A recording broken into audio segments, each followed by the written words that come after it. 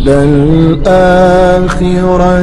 خَيْرٌ لَكَ مِنَ الْأُولَى وَلَسَوْفَ يُعْطِيكَ رَبُّكَ فَتَرْضَى.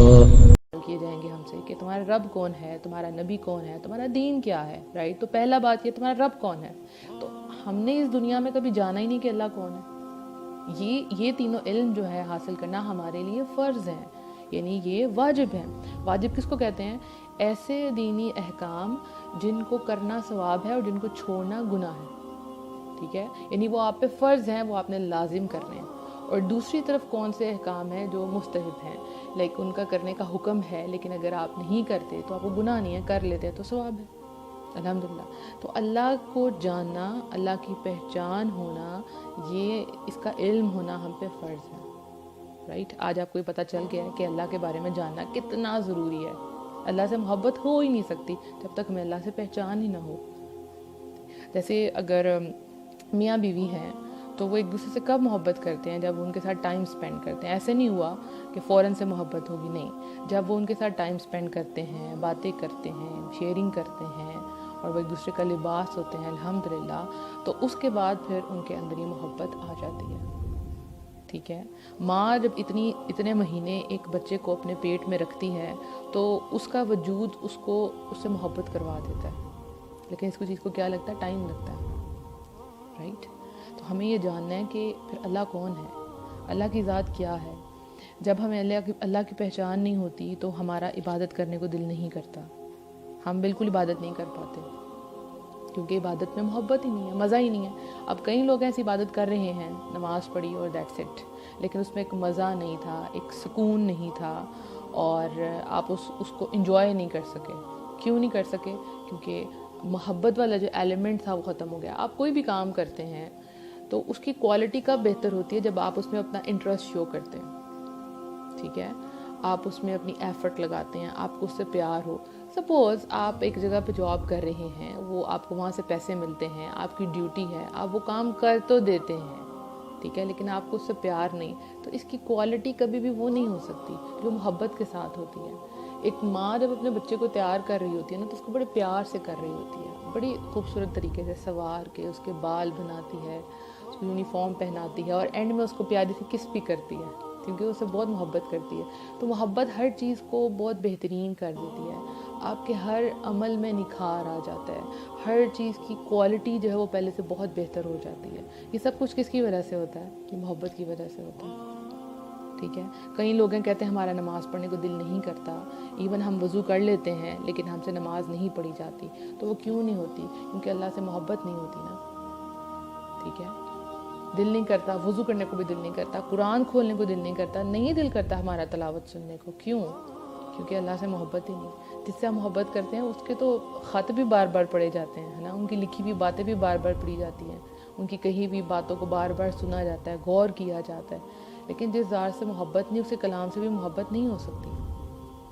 ٹھیک ہے، پھر آپ کیسے مانگیں گے اللہ سے دعائیں؟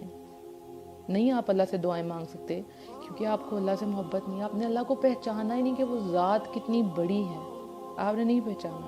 کیوں آپ کا نیکی کرنے کو دل کرے؟ ٹھیک ہے، نیکی کرنے کا کب دل کرتا ہے؟ جب آپ کو پتہ ہے کہ آپ کو اس کا ریوارڈ ملنے والا ہے، اور کوئی ذات ہے جو آپ کو اس کا ریوارڈ دے گی ایک دن. تو جب اس ذات کے بارے میں آپ کو پتہ نہیں تو آپ نیکی کے عمل کیسے کر سکتے ہیں؟ آپ کبھی بھی نہیں کریں گے، کبھی بھی نہیں کریں گے.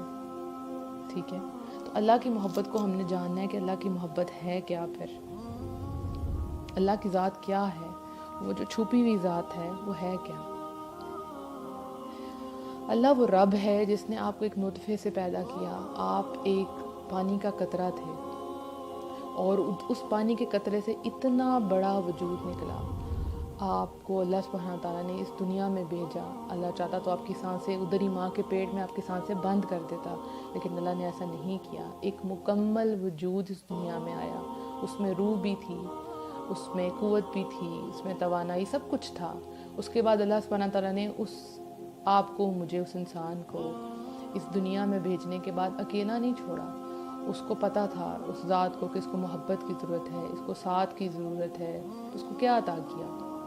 اس کو اچھے والدین عطا کیے جو اس کی پرورش کرتے ہیں، اس کا خیال رکھتے ہیں، اور رب نے محبت ماں کے دل میں ڈالی تاکہ یہ بچے کی محبت سے پرورش کرے۔